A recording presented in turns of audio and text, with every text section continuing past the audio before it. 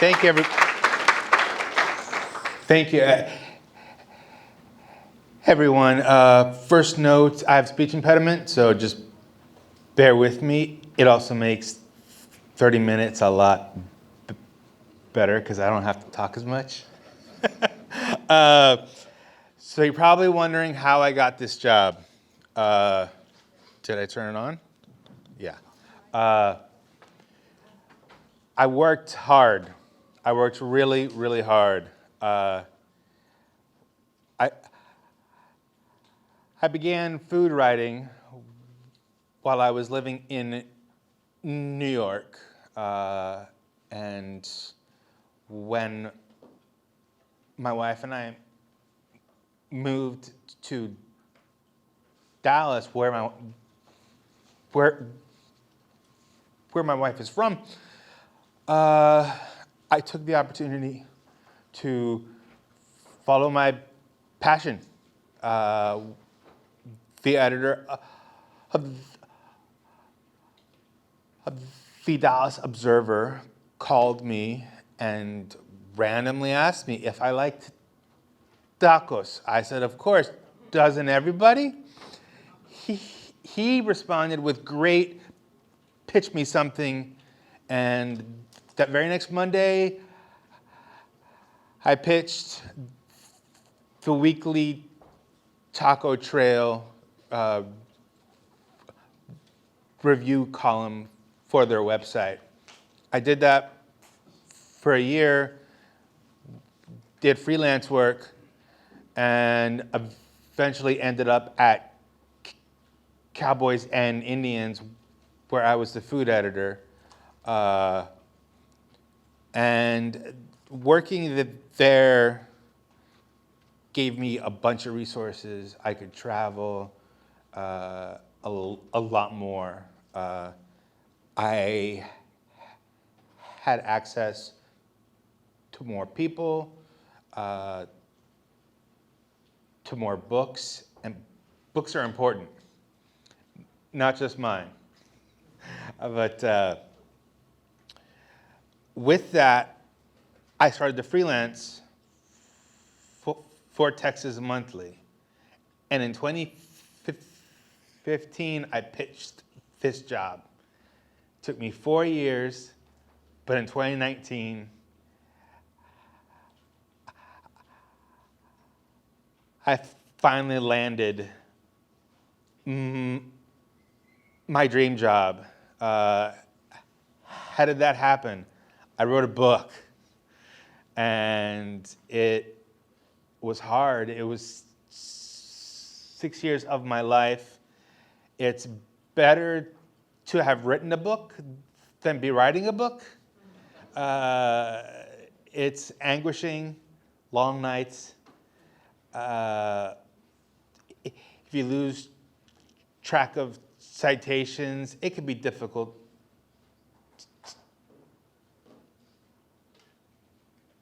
to get them back.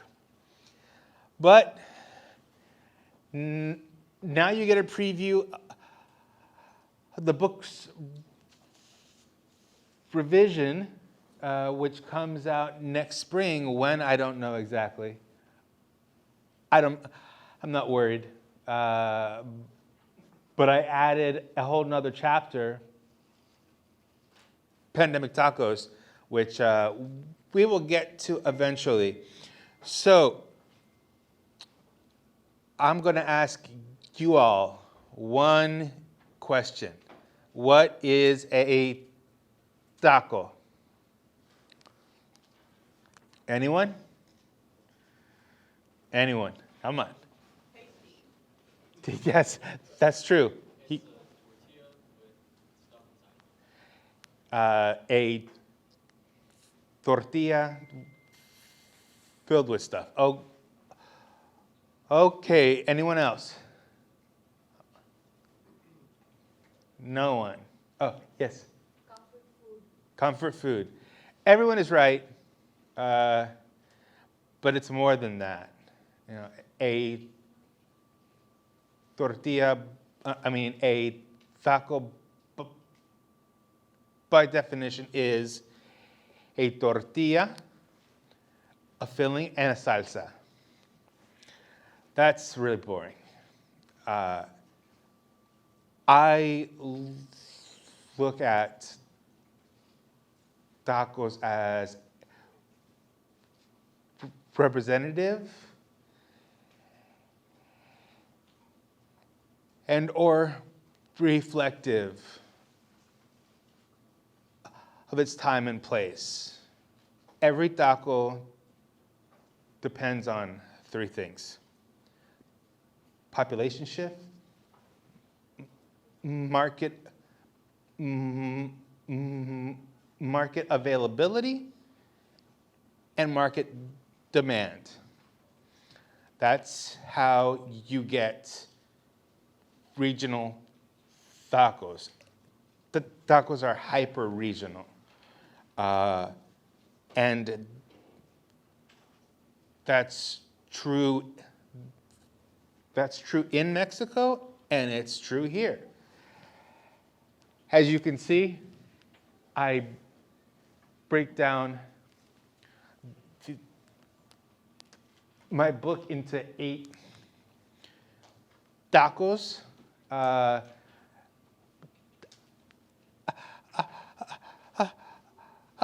American tacos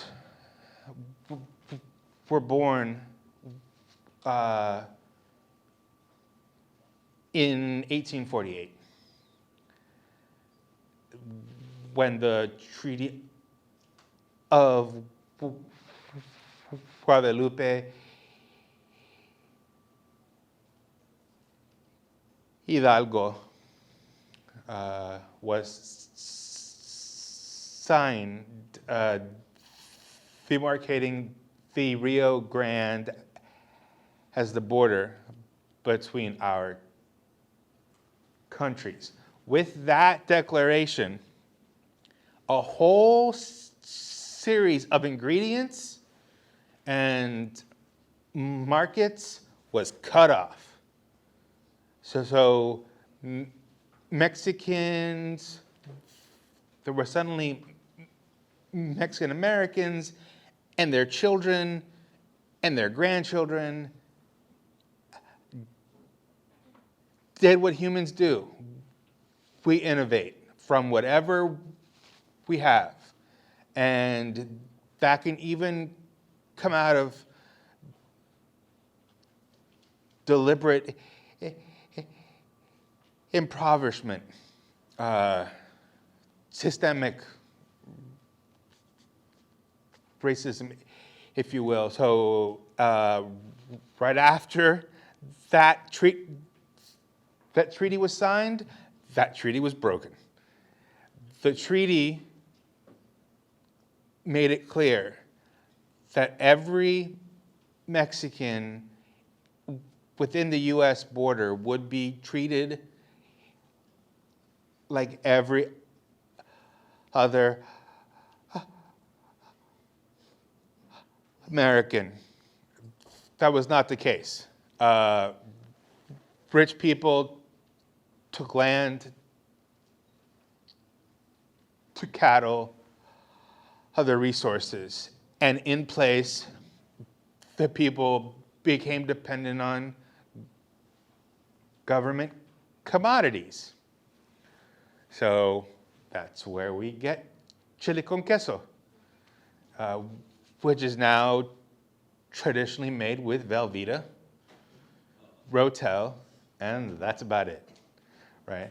That was a food of poverty. So are crispy dogs, which are hot dogs sliced down the middle, filled with cheddar, wrapped in a corn tortilla, and deep fried. They're outstanding. Weenies and eggs. That's another dish. Barbacoa. Yet another dish that came out of the oppressive environment. And that eventually leads us to all these puppies. So everyone loves breakfast tacos. We always reach for them. when we're late to work, like I usually am, I bring them as a mea culpa. But they don't come from where we think they come from. They're not from Austin. They're not from San Antonio. They're not even from Brownsville. As much as I would like that to be true, the fact of the matter is they come from northern Mexico, and a breakfast taco is technically any taco that you want to eat for breakfast. All right? But they can also be regional. So, for example, in Houston and in San Antonio, the breakfast taco lists are long. You can choose from one of 20, one of 26, or 30. But in Austin, it's like 10. That's kind of boring. The first citation of breakfast tacos comes from a 1939 edition of the Fort Worth Star-Telegram. Not Austin, not Brownsville. After that, we get advertisements in newspapers. We get gubernatorial candidates going over to Matamoros for breakfast tacos. It slowly becomes a thing that we eat, right? And then by the 80s, they become a South Texas to Hill Country food. The food basically surrounds all of Austin, and then only comes into Austin in the 80s. But then they became famous, right? What I like about them is that they are versatile, but more versatile than your regular taco. And the best breakfast taco is the one you make at home. You can't screw that up. But that doesn't matter, because as they got more popular, they became divisive. So in 2016, everything came to a head when Eater.com published an article that said breakfast tacos are from Austin. I'm paraphrasing, but it was pretty hilarious what happened next. Someone got cheeky, created a change.org petition to have the writer banned from entering Texas. And it got more than enough signatures.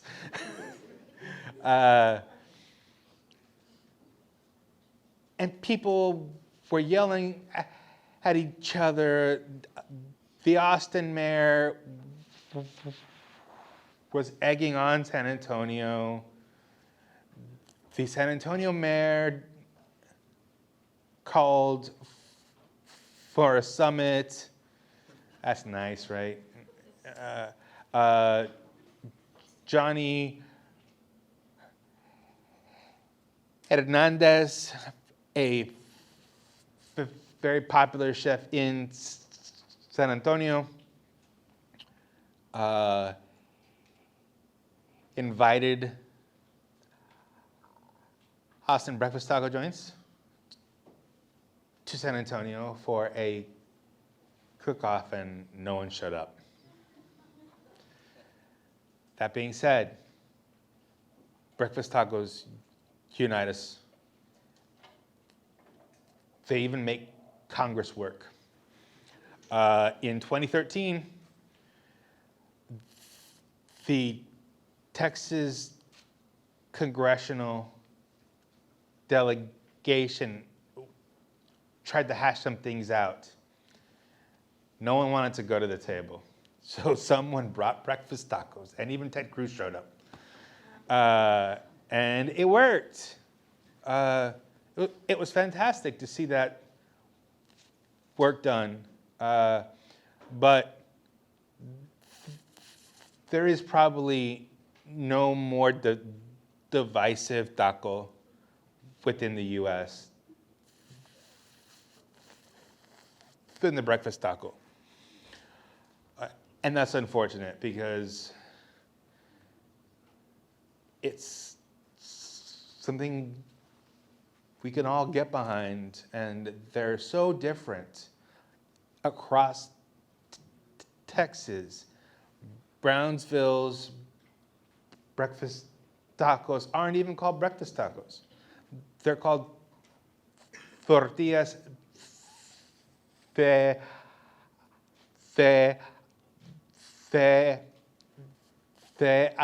harina, flour tortillas. The tortillas are about 10 inches wide, and they're served folded flat. You only need one. They're big, flaky, thick flour tortillas. The only way to eat them is to cut them in half. In Laredo, you have mariachis.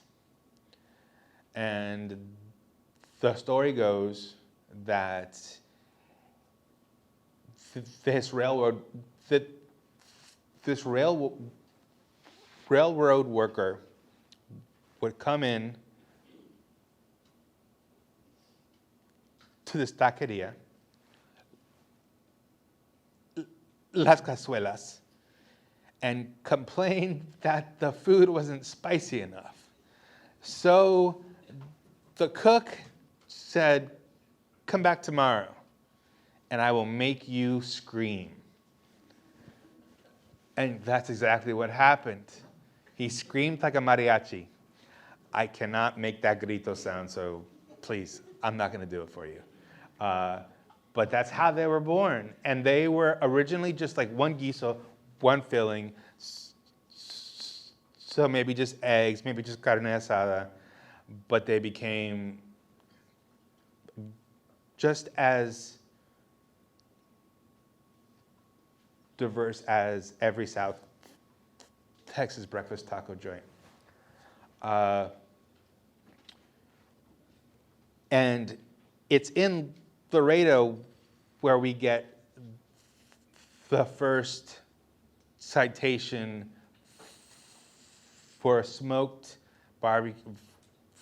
brisket taco. And I've had that taco. They still make it today. It's made by the same family, and it is exquisite. It has no business being that good. But you get, coming up, we have barbacoa, which I mentioned earlier, and I wrote a long chapter. Oh no, crispy tacos, yes. So, who likes crispy tacos? Okay, great.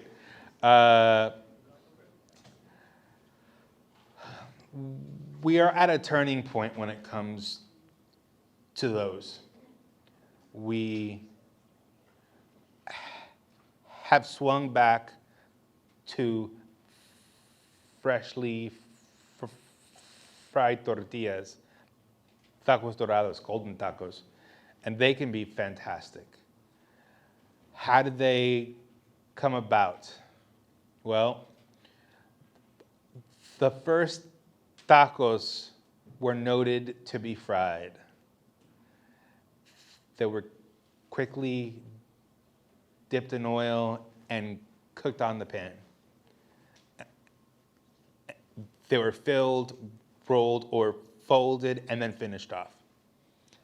This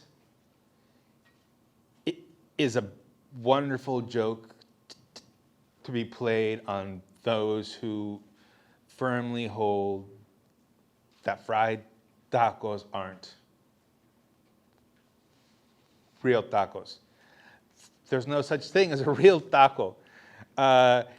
It doesn't exist. It is what we want it to be. It is what it wants to be. And that is the most important element. You cannot control the taco. The taco will always win, and you should embrace it like it embraces its fillings. That's how we learn that tacos are a force for good, whether they're fried, whether they're Korean, whether they're customizable.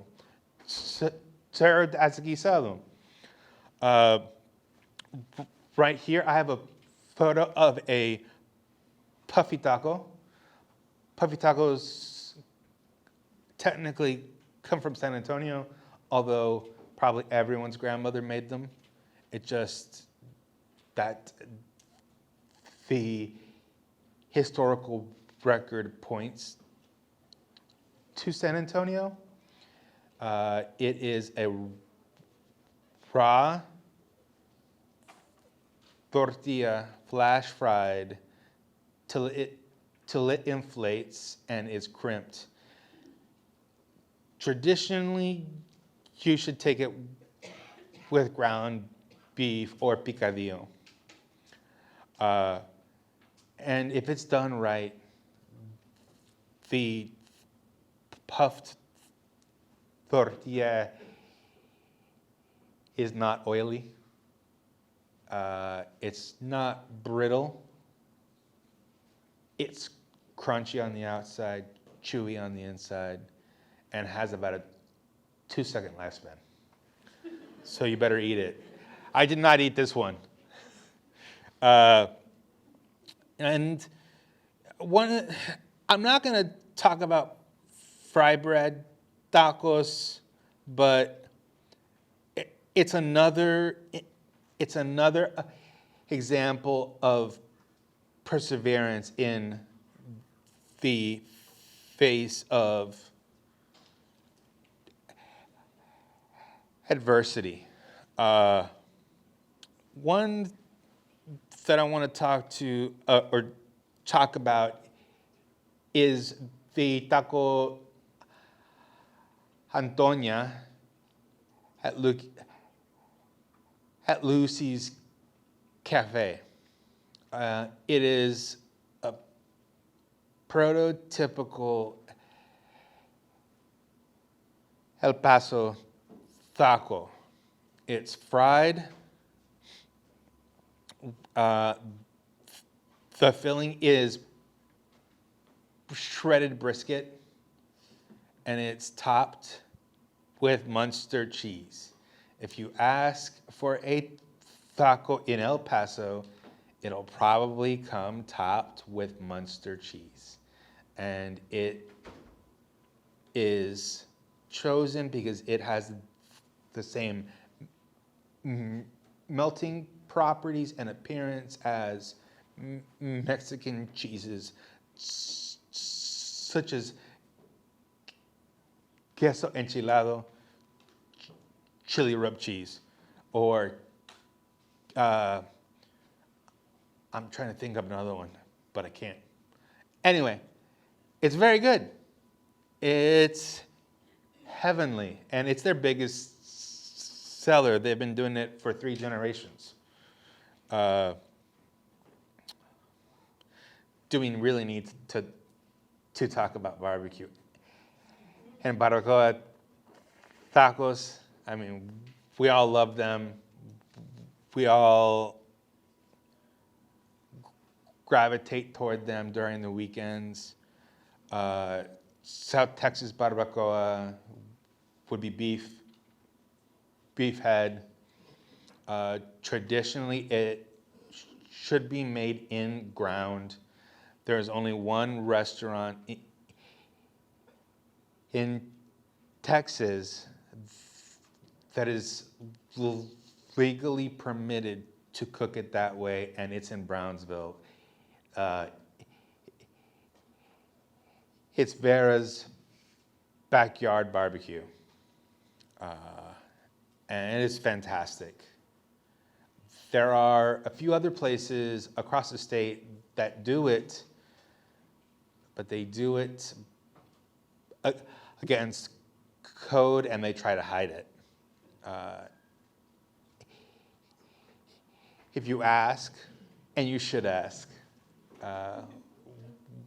whether it's made in a pozo or horno, you won't get a verbal yes or no, but you might get a smile and a wink, and that's all you need to know. And that's Mando Vera, the owner of Vera's Barbecue. I love that man. And that's his pit. Wait, that's his pit. 12 feet deep. It can fit 80 cow heads. Yeah, it's lovely. Let's see here. So I think we get to what's next. Chemex, one of my favorites. Okay, so in 2008, Chef Roy Choi rolled out Kogi Barbecue to go as a food truck. It was the first fancy food truck, and it served tacos with Korean-inspired fillings. He was called the father of Korean tacos, and by 2010, there were similar places open across the country. Here's the thing, he's not the father of anything. Well, that may not be true. I don't know if he's an actual father. But I do know that what he did was marketing genius, and just took a decades-old tradition to the public using Twitter, and he became famous. Originally, Korean tacos were made between workers during their lunch breaks, at parks, for parties, because Korean Americans and Mexican Americans lived side by side and traded ingredients. This is how a taco is born. And you really can't say that this isn't a taco, because within 2 years, it took the country by storm, and people like me and other writers who like to have their say in this matter didn't have a choice. We had to accept it. That's fine. They're pretty good.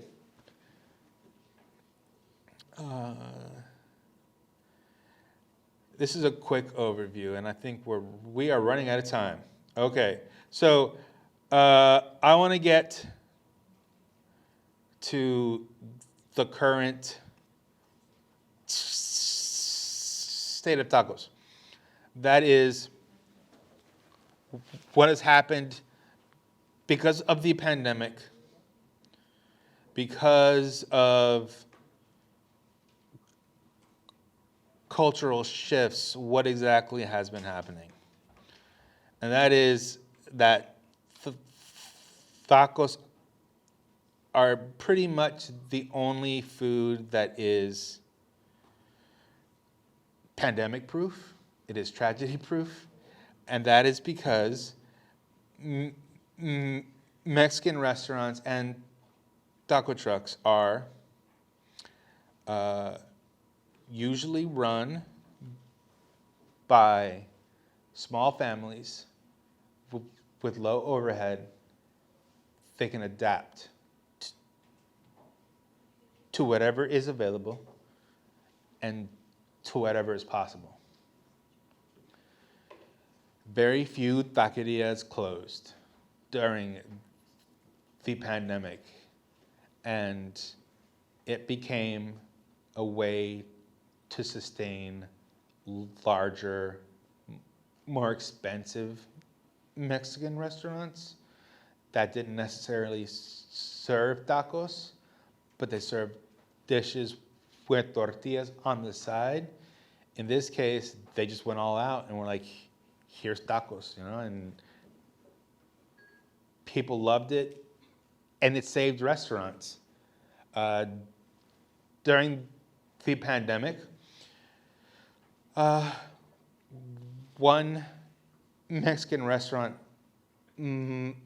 Mascaras Mexican Grill, which is in Oak Cliff, my neighborhood in Dallas, survived by selling quesadilla tacos. Everyone knows about those now, right? And I mean, it basically saved them. The owner leaned over to me one day while I was there and said, "This is the savior taco." I personally don't like how trendy they have become, but I understand their power, and that really is the power of the taco that easily transfers over to platforms like social media, which is where we get Tijuana-style beef birria. It's real pretty. And you'll see that again and again. We are gravitating towards some sort of beauty standard for the taco. That makes me uneasy. But that same ideal has led to a whole separate culture of fashion. So I'm wearing a taco hat, right? I've got taco t-shirts, I've got taco socks. I've got lucha masks, I have flags, I have stickers, and that's just part of the culture now. I don't like to be a walking billboard, but if you ever see someone decked out in taco gear taking photos, they're probably a social media influencer or a journalist who doesn't have a photographer. What's up, Rodrigo? So yeah, that's where we're at right now, and I think it's really interesting how the pandemic changed not just the food, but the way we approach it, and that is with our clothes, with our party, streamers, and cakes, and Taco Tuesday, which is now copyright free in all 50 states. This week, the lone holdout, New Jersey, agreed to it. So everywhere you go, you can use Taco Tuesday without getting sued by Taco Jones. Thanks for watching. Please like, comment, and subscribe for more content from LSC-Kingwood.